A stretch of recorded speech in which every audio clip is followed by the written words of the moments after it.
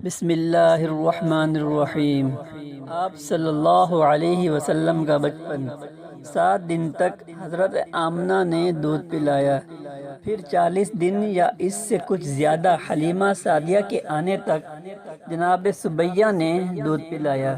حضرت آمنہ کے گھر تقریباً تمام عورتیں آئیں، مگر بچے کو یتیم سمجھ کر معاوضہ کم ملنے کے خدشے سے چھوڑ گئی۔ حلیمہ سعدیہ اپنے شوہر حارث بن عبد العزیز کے ساتھ آئی ہوئی تھی۔ ایک دفعہ تو وہ بھی بچے کو لیے بغیر واپس مکہ میں اپنے ڈیرے پر چلی گئیں، مگر اسے کوئی بچہ نہ ملا۔ اس نے اپنے شوہر سے مشورہ کیا، کیوں نہ اس بچے کو لے چلیں، شاید کعبے کا رب اس میں برکت ڈال دے۔ ان کے پاس سواری کے لیے گدھی تھی اور دودھ پلانے کی غرض سے اونٹنی تھی، اور ایک ان کا اپنا بیٹا عبداللہ بھی دودھ پیتا تھا۔ خشک سالی کی وجہ سے اونٹنی بھی دودھ نہیں دیتی تھی اور حلیمہ کی چھاتیاں بھی خالی تھیں۔ بچہ عبداللہ بھوک کی وجہ سے ساری رات روتا رہتا تھا۔ دونوں جناب آمنہ کے گھر آئے اور بچہ مانگا۔ شرائط طے ہوئیں۔ جناب عبد المطلب نے فرمایا کہ یتیم سمجھ کر بے پرواہی نہ کرنا، میں آپ کا حق نہیں روکوں گا۔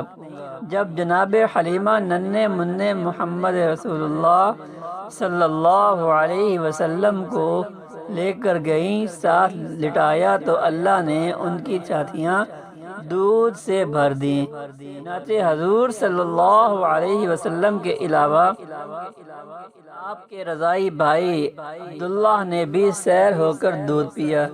جب اونٹنی کے پاس گئیں تو وہاں بھی دودھ وافر مقدار میں موجود تھا۔ دونوں میاں بیوی نے خوب پیا اور کہا کہ یہ بچہ تو واقعی برکت والا ہے۔ طائف سے جنوب میں بنو سعد کی بستی تقریباً 60 سے 70 کلومیٹر کے فاصلے پر ہے۔ جناب حلیمہ سعدیہ چنانچہ ماہ کے بعد اپنی ماں سے ملوانے کے لیے حضور صلی اللہ علیہ وسلم کو مکہ مکرمہ بھی لے جاتی تھی۔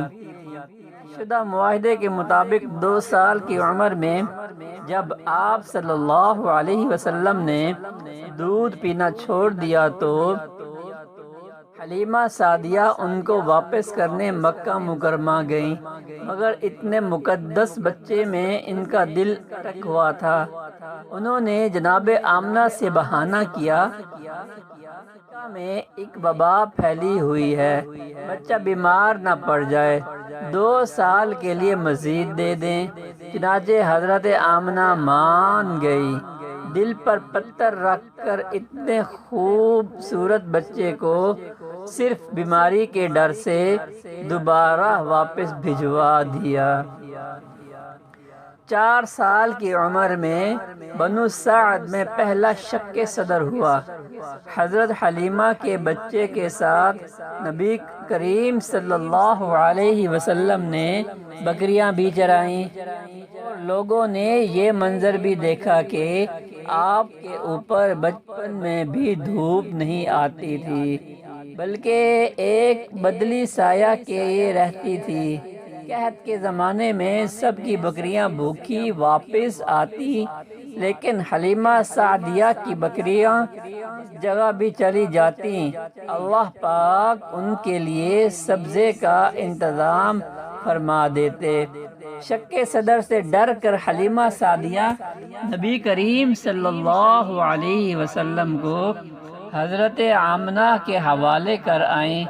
2 سال نبی کریم صلی اللہ علیہ وسلم حضرت آمنہ کے گھر رہیں، پھر وہ اپنے بیٹے محمد اور حبشیہ باندی ام ایمن کے ہمراہ مدینہ منورہ تشریف لے گئیں۔ تقریباً 40 دن وہاں رہیں۔ یتیم بیٹے کو اس کے مرحوم والد کی قبر پر بھی لے کر گئیں۔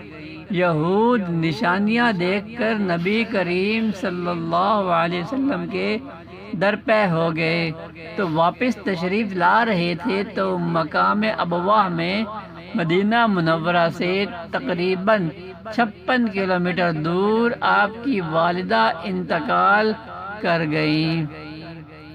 نبی کریم صلی اللہ علیہ وآلہ وسلم اپنی والدہ کی میت پر خوب روئے۔ ہجرت کے بعد بھی یہاں آنا ثابت ہے۔ ہزاروں صحابہ ہمراہ تھے۔ آپ صلی اللہ علیہ وسلم نے 3 گھنٹے اپنی والدہ کی قبر پر بیٹھ کر آنسو بہائے تھے۔ حضرت ابو بربہ نے پوچھا، اللہ کے نبی اتنا کیوں روئے؟ تو فرمایا، اپنی ماں کی محبت کو یاد کر کے۔ حالانکہ حضور صلی اللہ علیہ وسلم اپنی والدہ کے پاس صرف 2 سال رہے۔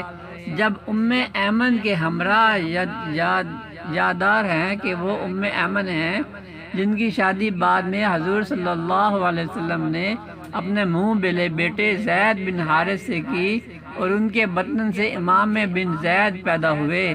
یہ ایسی خوش قسمت خاتون ہے جس نے نبی کریم صلی اللہ علیہ وسلم کا بچپن، لڑکپن، پاکیزہ جوانی، دعوت کی ابتدائی ایام اور انتقال تک سب چیزوں کو اپنی آنکھ سے دیکھا۔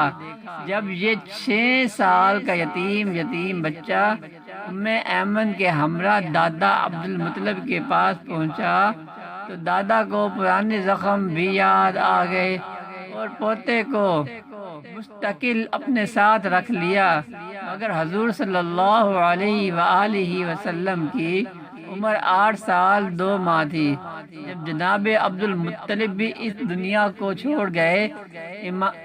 ایمن فرماتی ہیں کہ میں نے دیکھا کہ حضور صلی اللہ علیہ وسلم ننگے پاؤں دادا کی میت کے پیچھے بھاگ رہے تھے۔